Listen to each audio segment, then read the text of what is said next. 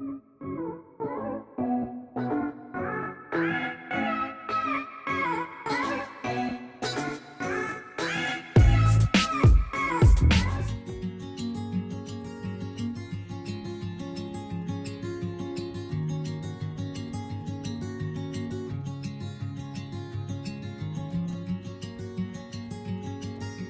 this is DID Hatchery, and I haven't showered in a few days, which is common when you have severe mental illnesses, so forgive me. Also, I haven't approached these ladies, what's happening, like they must be distant cousins that I've never met. I haven't touched them. I can't deal with those right now. So I wanted to make a video because it's been a while. As you all know, I haven't, been feeling exactly well lately. And that is what I'm going to talk about. At 5 o'clock today, I'm having an assessment at the facility I was trying to get to the first time I tried to go to the hospital. When I go, they will do an interview and they will assess whether I need inpatient or different types of outpatient, or if there are any other types of therapies I can utilize. But I think it's very unlikely I'm gonna go home today. I think I'm gonna go to this appointment and I'm gonna be sent to this facility. What I like about this facility is they have innovative treatments that I've never seen at other facilities that I've been allowed or able to go to, They usually don't have the best treatments for the poor people or the average Joe or the person who doesn't have the best private insurance, And so when I saw some of the things they did there, I was like, really? For people with Medicare, like me? And that's one of the reasons I really wanted to go there. And that's why it was so hard for me when I went to the wrong ER. And if you guys want to know the story of that, this is the video, or that is the video, or one of these corners has the video where I discuss what happened there. So this time, I am not going through the horrific nightmare lottery that is the ER system. I'm not gonna have to show up at the ER, be questioned by a bunch of people, be put in a room with a view and made to feel really weird and on display, and then have to worry about where I'm going. I've already spoken to the facility, and another thing that made me sort of trust them a little more is because when I started asking my insane traumatized questions, because when you're traumatized, there are just questions you can't not ask. Like, you could sit there and think to yourself, I'm gonna be a normal person and I'm not gonna say this weird thing that I really need to know. I really need to know it. I really need to know it. No, when it's related to trauma and you feel like it's threatening to you, you're gonna have to ask. So I started asking my litany of questions to determine whether this facility is safe for me. And so when I asked her about, when I go there for the assessment, if you guys don't have beds, will I just be shipped to a random hospital? She the tone in her voice was like, what are you talking about? I don't understand. And then she was baffled. And she said, we're just here to help you, and no, you're gonna come to our facility, and if there's not a bed, you'll be sent to another one of our facilities until a bed opens where you are. And so I was like, really? So it's not like you can go to 5 different hospitals, any one of them could be a nightmare. No, you stay within their system. And so that's new for me. And so that gave me the confidence to feel safe enough to go today at 5 p.m. and do this assessment. Okay, so this time I hope it turns out well, because I want to have a successful and positive story about inpatient treatment, okay? I want to be able to say to people that, yes, there are tiny pockets in this country that if you're fortunate enough, will actually try to help you. I want to say that when I'm done.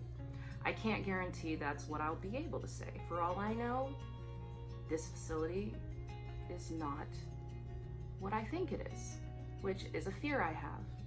Because how could I know? I've never been there. But I've definitely been to bad facilities. And I can tell you the way the person on the phone was talking to me is not how they talk to you at bad facilities. You know, at bad facilities, it's usually extremely impatient, extremely like, what do you need? You know, director call where?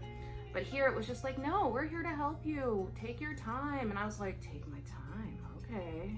Like, you guys don't know the little details I will pick up on trying to determine what's happening, just because I'm so anxious and I'm so paranoid about it, because of my long history of being interned in mental health hospitals against my will. What people need to understand about being sent to a random psychiatric facility is that, I don't know if I've said this before, it's very possible, is that it's not just being sent somewhere. It's being sent to a dictatorship where you don't have a choice and you can't leave and they determine everything. And so that's the factor that's terrifying about hospitals, is that it's always a dictatorship, always, okay? And you just want to make sure you go to the nicest dictatorship you can, if that exists. If that exists. I would say politically speaking, no, that does not exist, so don't even think about it. But I'm saying medically, it's a possibility it exists. So, you know, we're gonna see what happens today. You know, I'm trying to deal, I'm going in there, I told them I've been having a lot of depression and anxiety and a lot of insomnia, and I've had a flare-up of certain symptoms. They know I have dissociative identity disorder because they've heard from my therapist.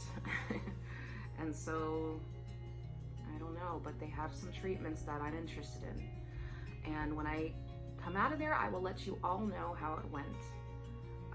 I'm scared. I'm worried. I'm thinking of all the discomforts of hospital life. Like, there are things that people would never think of that are just totally like things I constantly think about when I'm in the hospital. I mean, I think about, what if I have to use the bathroom and they watch me?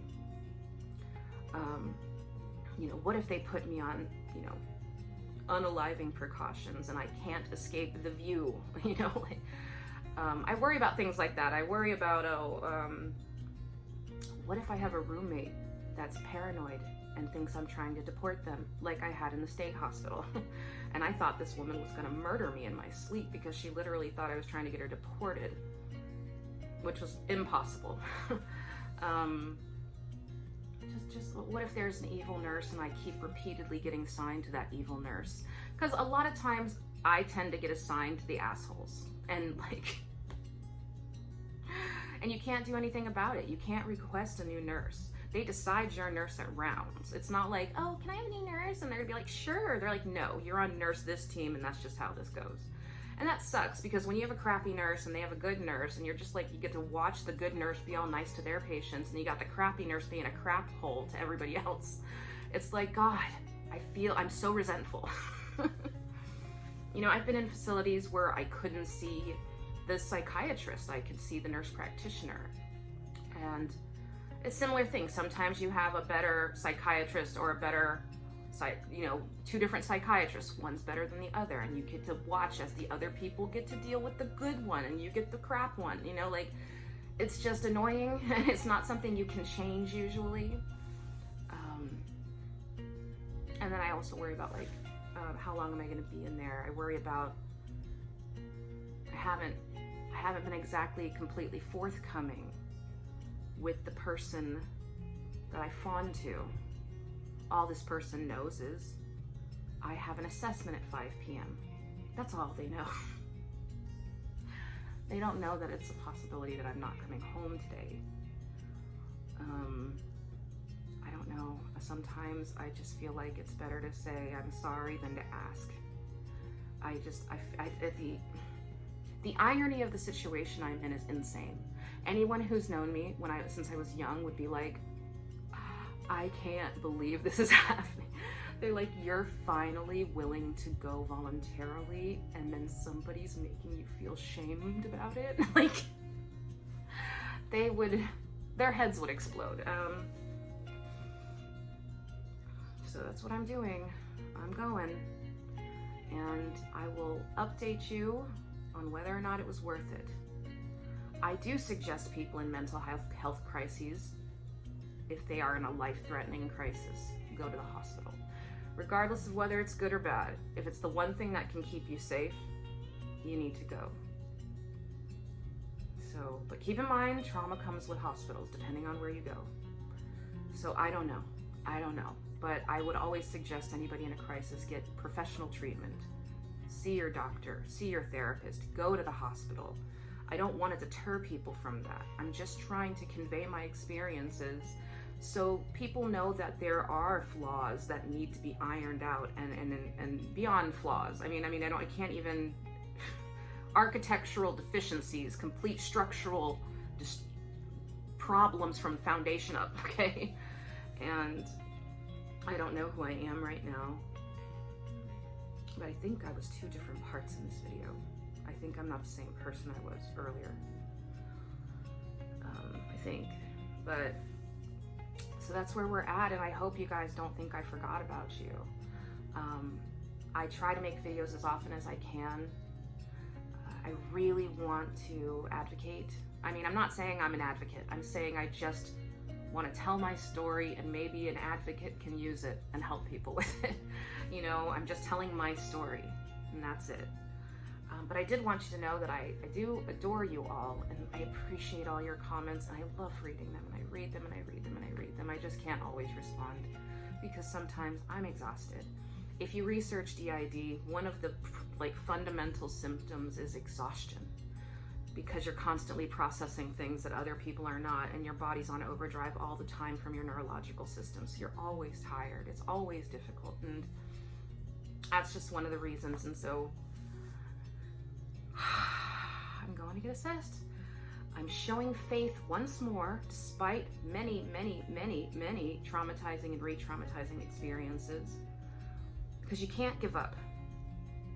That's the one thing. If you have DID, you cannot give up. It's the only control you really have, is not giving up. Or in my case, that's it. I can't guarantee I'm going to be myself tomorrow. I can't guarantee I'm going to go to the movie I told you I was going to go to, because I might switch and another part would be like, I don't want to go to that movie, or they might not know about the movie. And so I really can't guarantee anything, but the one thing I can consistently do is try my best. And I do that in my life. That's the one thing I can do, and it's the one thing I always try to do. So I will leave you with that. Just know I love you guys. I'll give you an update as soon as I get out. If they let me use the phone in the hospital, I'll make a little vlog or whatever, but I doubt it. I've literally never been in a hospital where they let you have phones. So it'd be nice, it'd be interesting. But so who knows how long I'll be gone? It could be hours, it could be days, it could be a week, it could be a month. I'm not sure, but I might not be here for a little while. But just remember, I'm going to try to get healthier than I am now, I love you guys. Stay healthy, stay well, stay safe, and love yourself. I'm not saying I'm good at all those things. I'm just saying try it and just keep trying it, okay? Love you all. Have a good one.